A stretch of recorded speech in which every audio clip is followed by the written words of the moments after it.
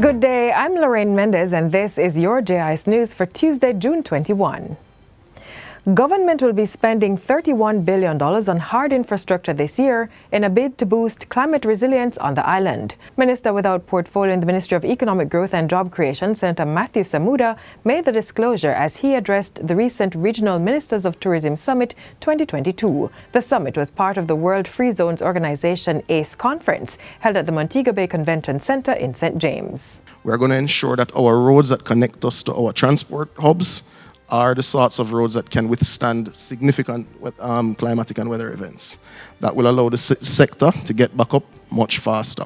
Minister Samuda says focus will also be placed on nature-based solutions. We have an assessment which is going on now for things like our mangrove population right across the island to make sure that we do protect our coastline, not just for tourists, but certainly for our residents. We have 70% of our residents living within 5 kilometers of the coast.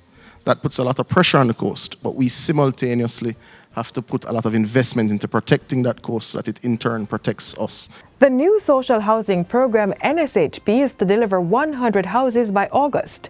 That's the commitment given by Prime Minister Andrew Holness on Friday as he handed over a 3-bedroom unit to Brenda Grant of Wakefield Trelawney, the latest NSHP recipient. The house was built at a cost of $6.5 million over a 6-week period. Mr. Holness says government intends to capitalize on the speed and cost of development to get more indigent Jamaicans into suitable homes. The NSHP has delivered 73 housing units since 2021. We are improving our processes, and that improvement and efficiency gain is being shown in the cost, the affordable cost of the unit, and the quality and speed of delivery of the unit. So I'm very happy with that.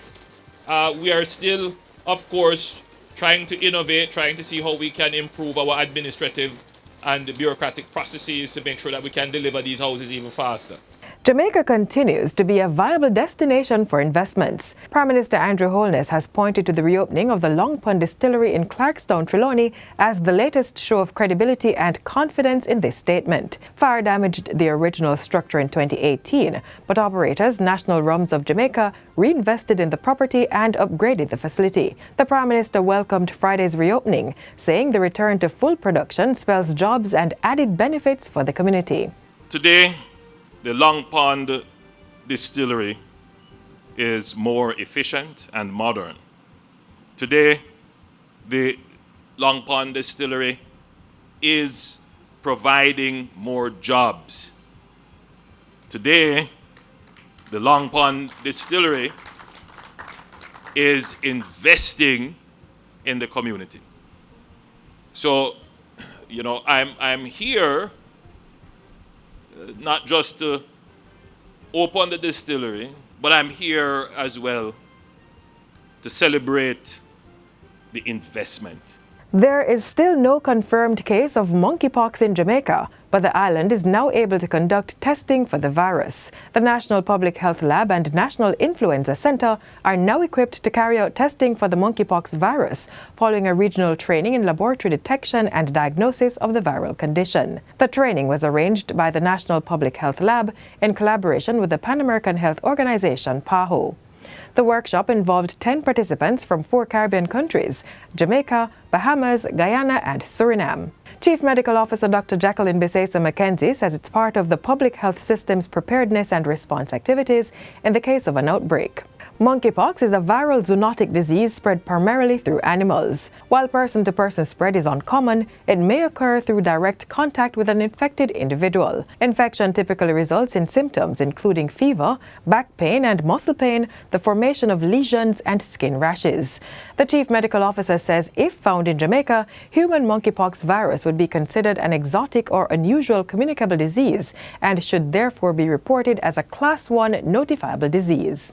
That means public and private healthcare workers must report cases immediately on suspicion to the respective parish health department and the National Surveillance Unit. And finally, Minister of Justice Delroy Chuck is appealing to citizens to use alternative justice services to resolve manageable disputes.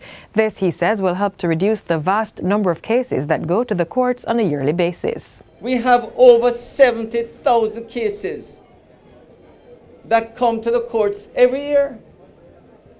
the burden on the court is really significant. Even though the vast majority of cases in the parish courts are being dealt with, 90% of them are being dealt with within a year, that remaining 10% or 2%, they really are the ones that you get the complaints about.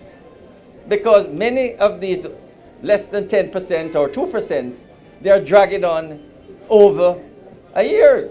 Minister Chuck was speaking at a National Public Education Day symposium staged in St. Andrew recently. And that's it for JIS News today. I'm Lorraine Mendez. Thanks for watching.